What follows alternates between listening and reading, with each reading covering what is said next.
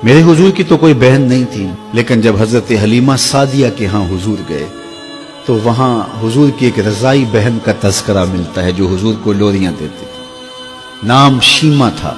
तो शाम के वक्त जब खवातीन खाना पकाने में मसरूफ होने लगती तो बहनें वीर उठा करके बाहर ले जाती। हर बहन का ख्याल ये होता कि मेरे वीर से सोना जमाने में कोई नहीं। कहते हैं खूबसूरती देखने वाले की आंख में होती है। जिसके वीर का रंग सोना होता तो वो कहती रंग नहीं तो कुछ भी नहीं है, और जिसके नकूश तीखे होते तो वो कहती कि रंग का क्या है, हुस्न तो नकूश में होता है। जिसकी आंखें खूबसूरत होती वो कहती मेरे वीर की झील जैसी आंखें तो देखो। अब यही बनु साद के मोहल्ले में होता। बच्चियां अपने वीर उठा के ले आती है, कहती मेरे वीर वर्गा कोई नहीं, दूसरी कहती मेरे वीर जैसा नहीं। इतने में हजरत शीमा अपना वीर मोहम्मद उठा के ले आती और दूर से कहते नहीं मेरा वीर भी आ गया, तो सबके सर झुक जाते, कहते नहीं नहीं नहीं नहीं शीमा तेरे वीर का मुकाबला तो नहीं ना, हम तो आपस में बात कर रही हैं। और फिर जब किसी बहन के वीर को मुतफिका तौर पे सारी कह दें कि तेरा वीर ही सोना है, तो फिर उसका फख्र तदीदनी हो ना, फिर उनका ज़ौक़ आसमान को छूने लगता।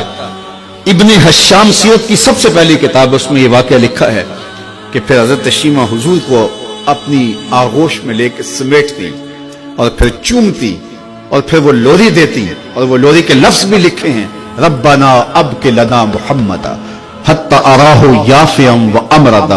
अल्लाह मेरे वीर मोहम्मद को सलामत रखना। आज ये पालने में बच्चों का सरदार है, कल वो लम्हे आए जवानों का भी सरदार हो। और फिर झूम जाती और क्या खुशी उनकी दीदनी होती। और फिर वो मंजर भी आया कि हुजूर अलैहिस्सलातु वस्सलाम मक्के चले गए और ये जवान हुई और फिर उनकी शादी किसी कबीले में हो गई। आका करीम ने ऐलान नबुव्वत किया, 13 साल का वक्त कटा और फिर हुजूर मदीना शरीफ चले गए। जब गज़ावात का सिलसिला शुरू हुआ तो जिस कबीले में शीमा का निकाह हुआ था उस कबीले में मुसलमानों के साथ टकराव हुआ तो अल्लाह ने मुसलमानों को फतह अता कर दी।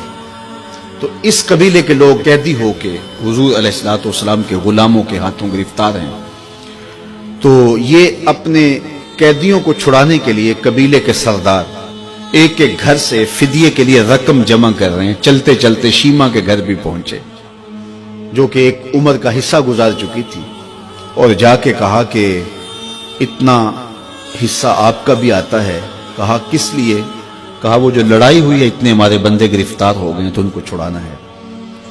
तो चलते चलते बातों में किसी के लबों पे हुजूर का नाम आ गया।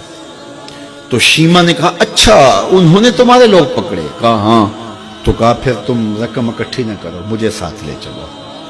उन्होंने कहा तुझे साथ ले चले? कहा तुम नहीं जानती वो मेरा वीर लगता है, वो मेरा भाई लगता है। कौम के सरदारों के साथ हजरत शीमा हुजूर के नूरी खैमों की जानब जा रही हैं और सहाबा नंगी तलवारों से पहरा दे रहे। ये मक्की दौर तो था नहीं, ये मदनी दौर था। और शीमा कौम के सरदारों के लेके जब आगे बढ़ने लगी ना तो सहाबा ने तलवारें सौंप दी। रुक जा ऐ देहाती औरत, जानते नहीं आगे कूचा रसूल है, आगे बगैर इज़्न के जिब्रील भी नहीं जा सकते, तुम कौन हो? तो शीमा ने जो लफ्ज कहे वो लफ्ज नहीं है। उसने कहा खल्लू सबीली वालमू आना उख्त नबीयकुम, मेरी राहें छोड़ दो, तुम जानते नहीं मैं तुम्हारे नबी की बाजी लगती हूं। तलवारें झुक गई, आंखों पर पलकों की चिलमने आ गई, रास्ता छोड़ दिया। हुजूर के खैमा नूरी में दाखिल हुई तो हुजूर ने देखा, पहचान लिया, उठ के खड़े हो गए। फरमाया बहन कैसे आना हुआ? आपके लोगों ने हमारे कुछ बंदे पकड़े, छुड़ाने आई। तो फरमाया बहन तूने जहमत गवारा क्यों की? तू पैगाम भेज देती मैं यूं ही छोड़ देता, लेकिन तुम आ गई हो, अच्छा हुआ मुलाकात हुई। फिर हुजूर ने कैदियों को छोड़ने का ऐलान किया और कुछ घोड़े और चंद जोड़े हजरत शीमा को हुजूर ने तोहफे के तौर पे दिए। वीरों के दरवाजे पर बहनें आए तो वीर खाली तो मोड़ा नहीं करते, तो हुजूर ने बहुत कुछ अता किया। और फिर रुखसत करने खैमे से बाहर आए तो सहाबा की जमात मुंतजिर थी। फरमाया सहाबा जब मैं कैदी छोड़ा करता हूं मेरी आदत तुम्हें मालूम है कि मैं पहले तुमसे मुशावरत किया करता हूं। आज ऐसा मौका आया कि मैं तुमसे मुशावरत भी नहीं की और कैदी भी छोड़ दिए। कहा जो चाहें आप करें, लेकिन क्यों मुशावरत नहीं फरमाई? हुजूर अगर इरशाद फरमा दें। तो फरमा इसलिए कि मेरे दरवाजे पे मेरी बहन आ गई थी। कोई लाओ तो सही जमाने में ऐसा, कोई लाओ तो सही जमाने में یہ جمال اور یہ حسن اور یہ کمال رکھنے والا، تو پھر کیوں نہ ہم اپنی ساری زندگی اس آقا کے نام لگاتے ہیں۔